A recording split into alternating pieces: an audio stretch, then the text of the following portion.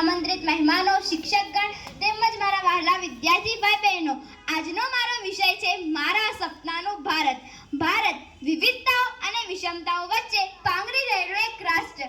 આપણો દેશ ઐતિહાસિક, સાંસ્કૃતિક અને ભૌગોલિક ધરોહરથી સમૃદ્ધ દેશ છે.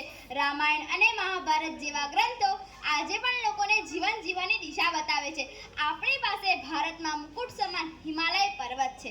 વૈવિધ્યસભર સાંસ્કૃતિક વારસો છે. શૂન્યની શોધથી શરૂ કરીને યોગ અને આયુર્વેદ સુધી આપણે વિશ્વને યોગદાન આપતા રહ્યા છીએ. 200 વર્ષના અંગ્રેજી શાસન પછી પણ આપણો દેશ વિકાસના પથ પર સતત આગળ વધતો રહ્યો છે. ચંદ્રયાન અને મંગળયાન જેવા મિશનો થકી આપણે દુનિયાનું આપણું વૈજ્ઞાનિક કૌશલ્ય બતાવ્યું છે.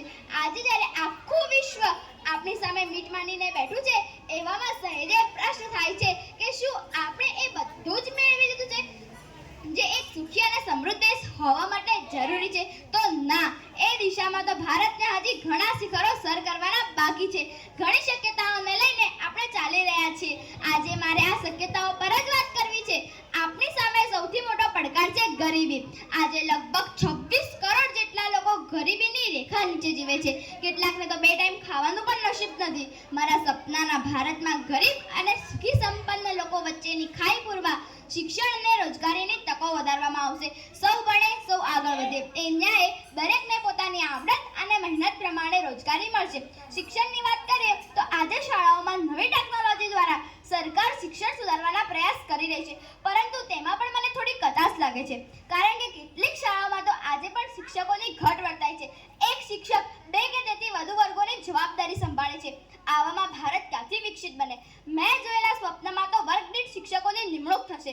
શિક્ષણ ક્ષેત્રે માત્ર પુસ્તકીય જ્ઞાન જ નહીં, પણ સ્કિલને વધુ મહત્વ અપાશે. મારા સપનાના ભારતમાં નારી સશક્તિકરણને પ્રાધાન્ય આપવામાં આવશે. આજે નારી સ્થિતિમાં સુધાર લાવવા કાનૂની પ્રયાસ થઈ રહ્યા છે, છતાં પણ સ્ત્રીઓની સ્થિતિ દયનીય જોવા મળે છે. સામાજિક સ્તરે જે સુધારા થવા જોઈએ તે થઈ શક્યા નથી. માટે મારે સમાજને આજે એક જ વિનંતી કરવી છે કે अपमान मत कर नारी का इसके बल पर जग चलता है.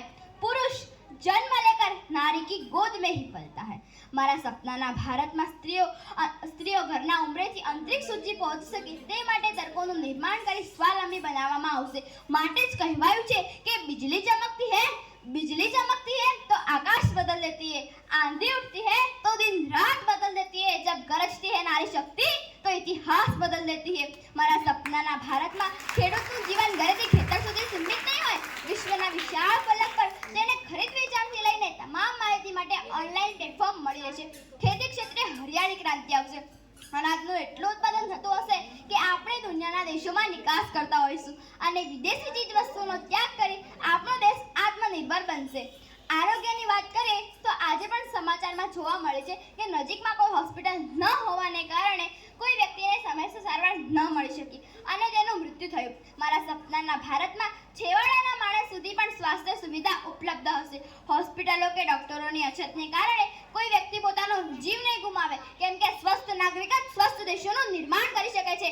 કુમાર સંભવમાં કહેવાયું છે કે શરીર માધ્યમ ખરું ધર્મ સાધનમ, એટલે કે પોતાના જ કર્તવ્યનું વહન કરવા માટે શરીર જ જરૂરી સાધન છે. આજે આપણે જોઈએ છીએ કે દેશના કેટલાક રાજ્યોમાં જે તે રાજ્યની સ્થાનિક ભાષા ન બોલવાને બાબતે હિંસા થાય છે. કોમવાદનું ઝેર પણ ક્યાંક ને ક્યાંક હજુ સુધી લોકોના મનમાં વસેલું હશે. એવામાં મારા સપનાનું ભારત આ પ્રકારે ધર્મ, જાતિ કે પ્રાંતના વાડાઓમાં બંધાયેલું નહીં હોય. દરેક વ્યક્તિ સૌપ્રથમ ભારતીય હશે. કોઈ પણ વ્યક્તિ સાથે ધર્મ, જાતિ કે અન્ય કારણસર ભેદભાવ કરવામાં નહીં આવે અને વિવિધતામાં એકતાનું સૂત્ર સાચા અર્થમાં સાકાર થશે. એક પંક્તિમાં કહેવાયું છે કે हिंद देश के निवासी सभी जन एक है, रंग रूप वेश भाषा चाहे अनेक है. છેલ્લે હું એટલું જ કહીશ કે મારા સપનાનું ભારત એ માત્ર મારા જ નહીં, તમારા સપનાનું ભારત પણ હોય. બદલાવની શક્યતાઓ સાથે આપણે ચાલી રહ્યા છીએ, તેને હકીકતમાં પરિવર્તિત કરવી હશે તો આપણા સૌનું યોગદાન જોઈશે. આ પરિવર્તનની શરૂઆત દેશના નાગરિકોથી જ થતી હોય છે. જે રીતે આઝાદી મેળવવા માટે આપણા પૂર્વજોએ પુરુષાર્થ કર્યો હતો, તેવો પુરુષાર્થ આપણે સૌ ભેગા મળીને કરીશું તો ભારતને સોને કી ચિડિયા બનતા વાર નહીં લાગે. બસ આ જ આશા સાથે હું મારી વાણીને વિરામ આપું છું. અસ્તુ.